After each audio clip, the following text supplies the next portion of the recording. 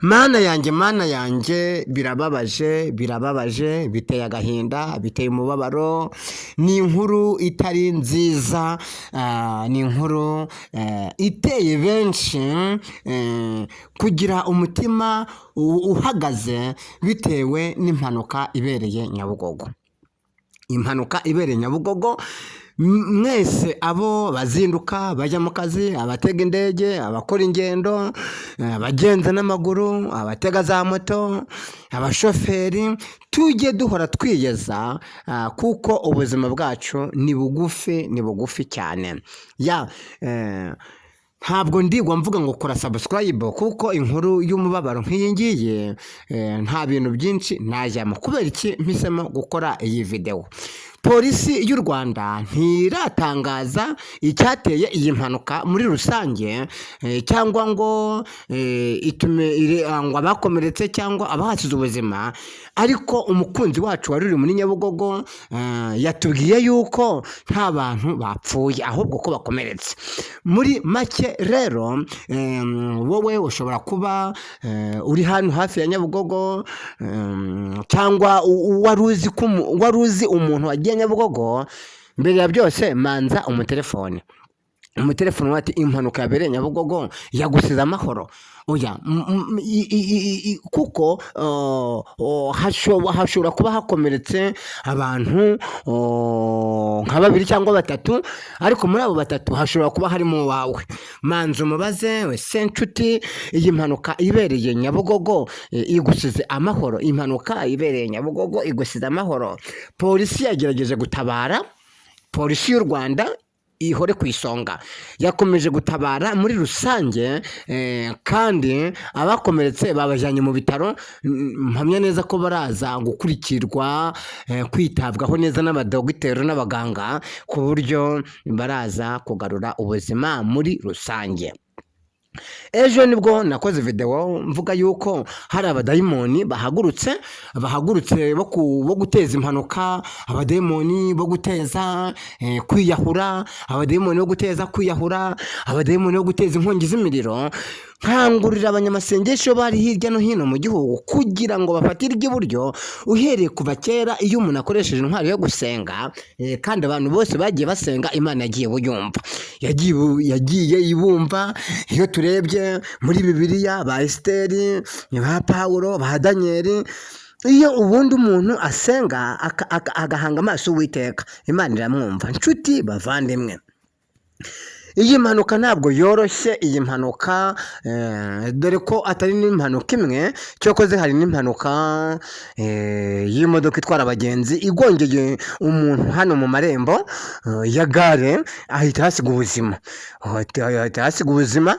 Iyo mpanuka rero nayo ni impanuka kuko ni umukarasi wari ugiye guca imbere y'imodoka, arazenguruka ahita aca inyuma, imodoka isubiye inyuma ihita imurangiza muri rusange. Twibukiranye ko n'ejo hariya Kimihurura hafi hariya umwana yari avuye ku ishuri, imodoka iramugonga. Izi mpanuka zikomeje kuba hato na hato. Abanyamasengesho, kuko iyo umuntu adashoboye ikintu we akora ubuvugizi. Ndi gukora ubuvugizi mu banyamasengesho kugira ngo Imana, abashoferi, abatwara ibinyabiziga, abapilote, wumvishe ya mpanuka y'indege yahitanye abarenga 340 ingahe, kugira ngo impanuka aho ziherereye mu isi, aho Satani yaziteza mu isi, mu mihanda, kugira ngo Uwiteka aturinde impanuka mu gihugu cyacu. Uwiteka aturinde impanuka mu gihugu cyacu. Bene data, nshuti bavandimwe, dukomeze dusengera n'ubuzima bw'abantu bakoze impanuka, n'abari bari mu modoka, ndetse n'ab'imodoka ihutaje, ndetse n'ababashije kugira ihungabana bitewe n'ibyo babonye. Ariko amakuru ngewe mpawe nuko nta bantu bahasize ubuzima, kuko polisi yahise itabaje hafi 5 kuri 5. Nshuti bavandimwe, ndagukangurira kugira ngo turusheho gusenga ndetse no kwegera Imana, kugira ngo kugira ngo dukomeze dusengere abagenzi, dusengere abari umwe bose 5 kuri 5. Nshuti bavandimwe, dukomeze twegere Imana kugira ngo Imana iturinde impanuka, iturinde inkongi z'imiriro, Imana iturinde agisida, Imana umugambi bafite kwiyahura no kwimanika. Iyo migambi yose ituruka kuri Sekibi, iyo yose iburizwemo mu izina rya Yesu. Kubera iki ngewe mvuga ngo iyi mpanuka zibaye ziba ziturutse kuri Sekibi cyangwa zikaba ziturutse ku badayimoni? Turebye kuko Satani niwe se w'ibinyoma, niwe se w'ibibi byose. Niyo mpamvu iyo impanuka ibaye undi akiyahura, undi akimanika, undi akishyira mu mugozi, mu by'ukuri ni igikorwa kitari cyiza, kidashimishije sosiyete muri rusange. Kubera iki mvuga ngo abanyamasengesho? Nuko abanyamasengesho intwaro yo gusenga ni intwaro ikora. Intwaro yo gusenga ni intwaro ikora. Iyo tuyikoresheje Imana iratwumva, iyo tuyikoresheje hari ibyo Imana ihagarika, iyo tuyikoresheje hari ibyo Imana iburizamo. Rero Satani ntakomeze kuduca mu ruhumye ngo ateze abantu ngo kwiyahura, kujya ku magorofa akomeye. Oya, Satani ngo inkongi z'imiriro za hato na hato. Oya, ibyo byose rero biri mu nshingano z'abana b'Imana. Nubwo na polisi bishinzwe, ariko abana b'Imana barasenga. Ariko reba nawe abantu Imana ivugiramo, Imana ihishurira. Natwe rero niyo mpamvu bivuze ngo dukomeze dusenge kugira ngo dufate iby'iburyo. Rega kandi turi mu minsi y'imperuka, turi mu minsi yo kugaruka kwa Yesu. Satani afite umujinya mwinshi, afite ubugome bwinshi, ariko nuko uko byagenda kose ibihumeka byose uyu mwuka uri mu kiganza cy'Uwiteka. Uyu mwuka duhumeka uri mu kiganza cy'Uwiteka, ntabwo uba mu kiganza cya dogiteri, ntuba mu kiganza cy'umuyobozi runaka ukomeye. Niba uba mu kiganza cy'Uwiteka rero tujye duhore twiyeza, duhore twigengesera kuri gato no ku kanini.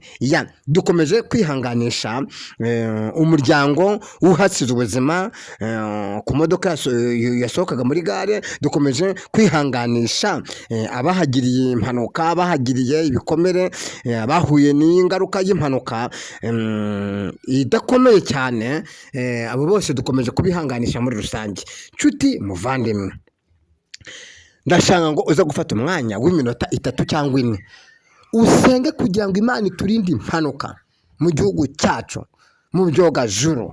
Turinde impanuka mu nganda, turinde impanuka mu magorofa, turinde impanuka mu makenkayori, turinde ishyira uburinzi ku bagenzi, ari abagenda n'amaguru, ari abatega, ishyira uburinzi kuri bumwe wese. Ntabwo nasoza ntashyizeho isengesho. Ihangane ufatikanye nanjye gusenga mu izina rya Yesu. Mana ishobora byose, se w'umwami wacu Yesu Kristo, ukinga ntagire ukingura. Dushinganishije igihugu cyacu n'abakirimo, n'abayobozi, n'abaturage. Twamaganye Satani uteza impanuka, Satani uteza abantu kwiyahura abandi bakimanika, Satani uteza inkongi z'imiriro. Abadayimoni bose turabakumira mu izina rya Yesu. Shyira uburinzi ku bantu bawe, shyira uburinzi ku nzego zitandukanye. Izina ryawe rihabwa icyubahiro, Mana yo mu ijuru. Kandi abagize ikibazo bagakomerekera kuri iyi mpanuka, ubongerere ubuzima, ubongerere kubaho. Urakoze kuko uturinze impanuka, uturinze inkongi z'imiriro, urinze abantu kwiyahura, ibitekerezo bibi bari bafite ukubibakuyemo, kandi ukaba utanze ihumure muri rusange. Urakoze, turagushimiye kandi witwa Imana ishobora byose. Nsenze nizeye kuko wumvishe gusenga kandi ukaba udushyizeho uburinzi muri rusange mu izina rya Yesu Kristo wabambwe. Amen. Ciao.